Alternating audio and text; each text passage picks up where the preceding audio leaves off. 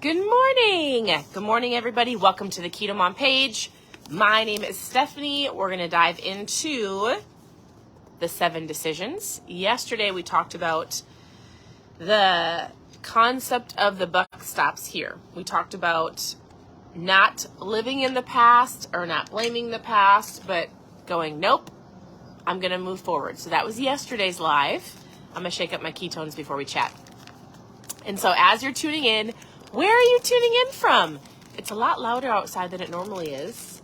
So I'm tuning in from Minnesota. If you're brand new, I would love for you to post new below so I can get to know you. Otherwise, you've been here for a while, so you know I'm in Minnesota if we're not traveling. And I live on an old rock quarry. So usually it's quiet out here, but it seems to be loud. Loud and amazing. There's lots of birds and sounds, and it's quite peaceful this morning. So tell me this. Do you hear the birds? There was eagles. Actually, the eagles nest kind of right. There's 2 of them. All right, so I'm checking up my mom fuel. I already got up this morning, read my Bible, did my own reading, answered questions. So here's what I want to ask you. Yes, you can see my lake. Do you want me to show you right now? I'll show you where we live as we're chatting. And I'm stirring up my mom fuel. Where are you tuning in from? So do you feel, here's a question for you as we're chatting, and I'll turn the camera on in just a second. Do you feel like you own your morning? Oftentimes people will say to me, I don't have time. I feel like I don't have time. I don't have time to prep my food. I don't have time to work out. I just don't have time to take care of myself. That is the comment. That's just something I hear often. I don't have time. And so I'll say, okay, what does your morning look like? Like, do you own it, or do other people own your time? Is it your kids? Is it like, and the reason I say that is because there's a book that I've read on here before. It's called The Miracle Morning. It's an incredible book. And it helps you understand the concept of getting up earlier.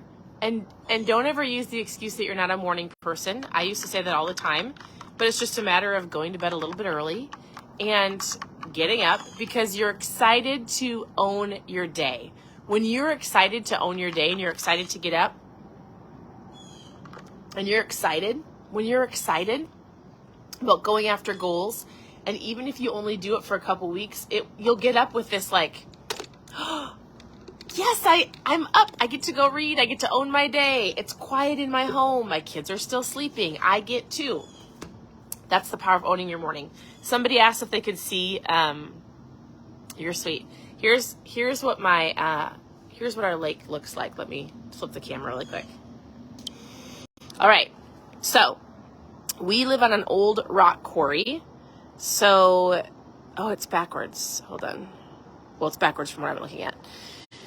So it's over here, and then we have all of the land all the way to like the farmers. And so it kind of looks green, but it's actually not green. It's very clear.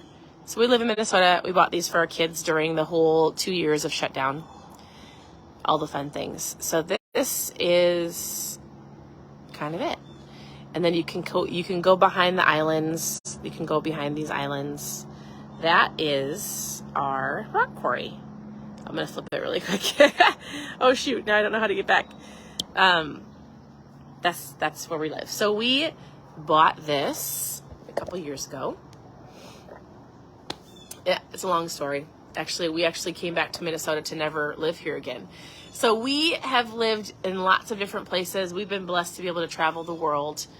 In the world, I mean, we've gone to Hong Kong and Australia and Europe. And and I'll tell you, we used to live in Oklahoma, Florida, and Kentucky. And we came back 2 years ago to sell our other house here in town. And we were like, we're never living in Minnesota again. And my husband said, unless we have a house on the lake, because he grew up on the lake. Anybody else grew up on the lake? Michigan, I love it. We have some friends in Michigan.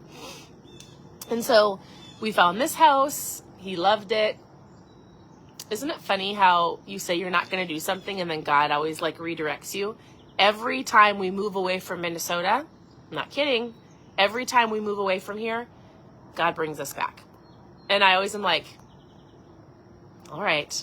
Because my husband would love nothing more than to move to Florida.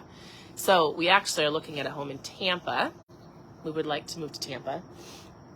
My hope is we can do both. So keep this place and go to Tampa. Here's my ideal. Here's what I'm asking for. Actually, I'm going to ask you this question. Maybe nobody's asked you this before. I would love to know your response. We like to ask our kids this question, but what are you believing for in your life? And maybe you've never had somebody ask you that question ever.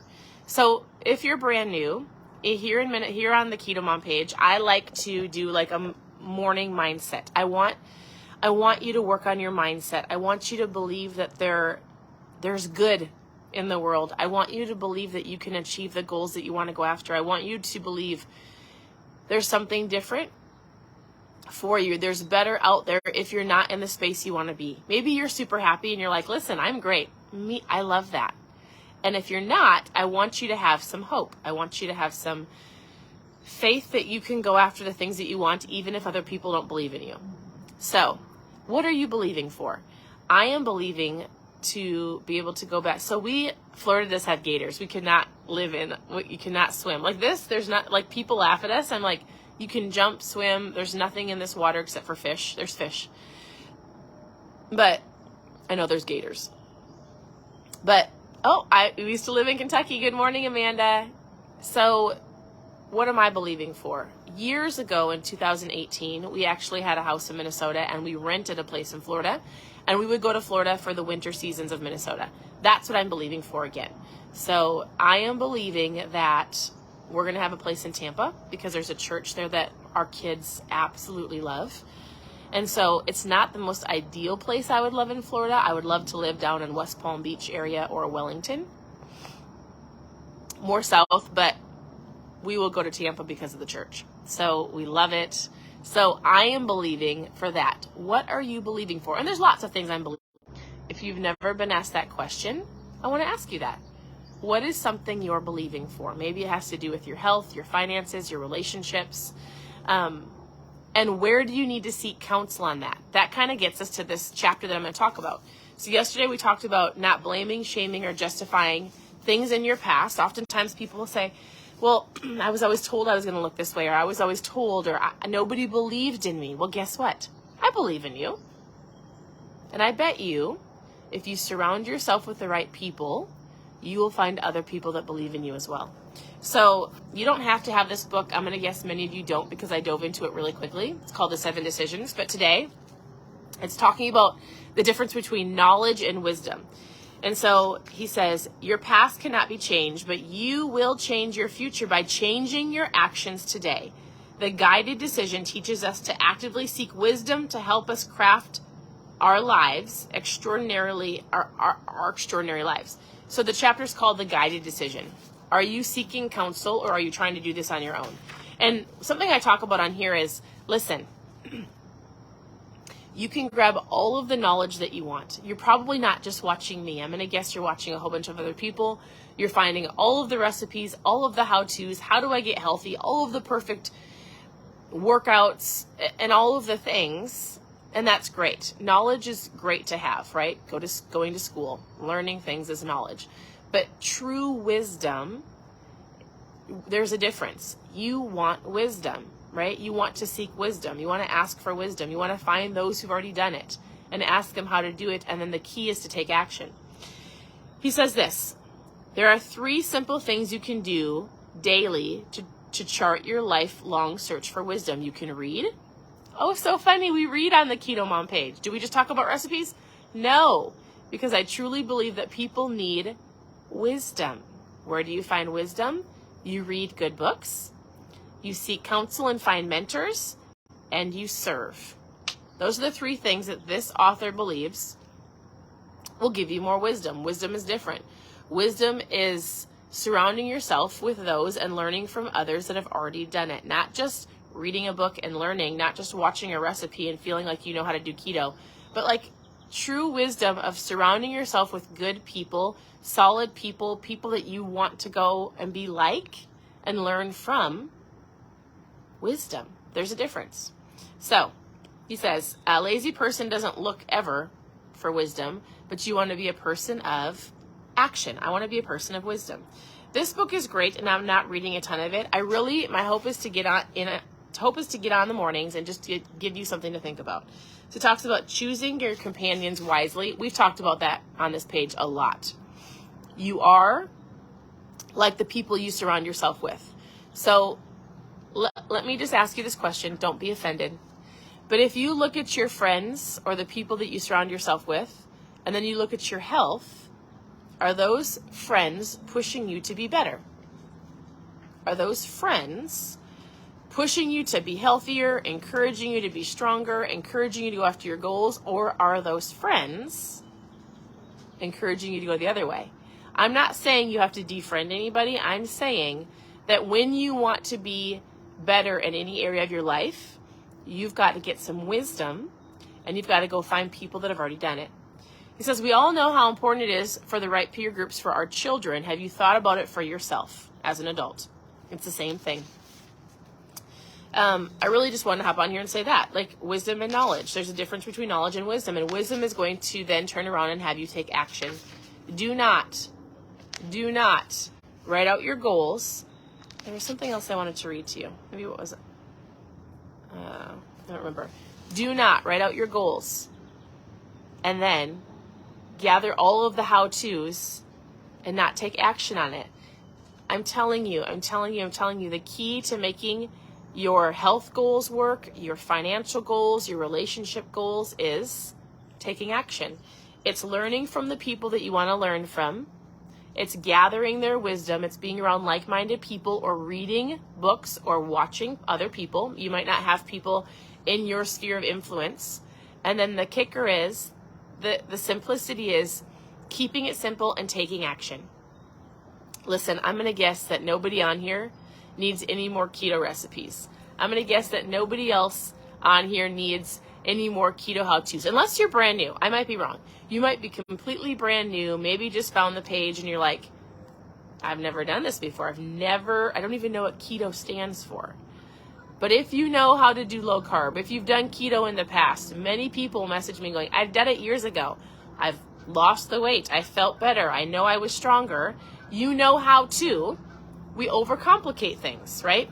I was chatting with a friend this morning, Chris, he lives in Arizona. We were talking business and he's like, isn't it interesting how we just keep gathering more things and we overcomplicate anything? We were talking about our business and how we just need to step back and simplify it. Same with probably your life in general. I was in my bathroom and I was looking on my counter and I was like, too much stuff. I've got too much stuff I need to simplify. Maybe that, I don't know why that word keeps popping into my mind, but maybe somebody needs to hear the power of simplifying in any area of your life. Simplifying your morning, simplifying how much you have. We can get so overwhelmed. Simplifying your Pinterest board so you're not overwhelmed with all of your recipes, Simplify. This diet, this lifestyle, or anything that you're wanting to achieve does not have to be complicated. It's really small action steps over time consistently that will get you to where you want to go. It's simple. It's making choices every single day. It's taking action every single day. Even when you're not seeing the positive outcome yet, you will over time with simple steps every single day. If you feel overwhelmed or you're not sure what to do, I'm going to encourage you to go, is there too much? Do you have too much? Too much. Too many things you're watching, too many books you're reading, too many of something. I was like, I got to clean my bathroom. There is too many products on that counter. I do not need all those. I don't use all those. I'm going to simplify. It brings peace. It brings calm. It helps your mind to get more focused. So it might be in any area of your life. Where do you need to simplify? I don't know where that came from. Somebody needs to hear it. But simplicity in even your diet or your lifestyle. So with that, I hope you got something out of this. I hope you're having a great morning.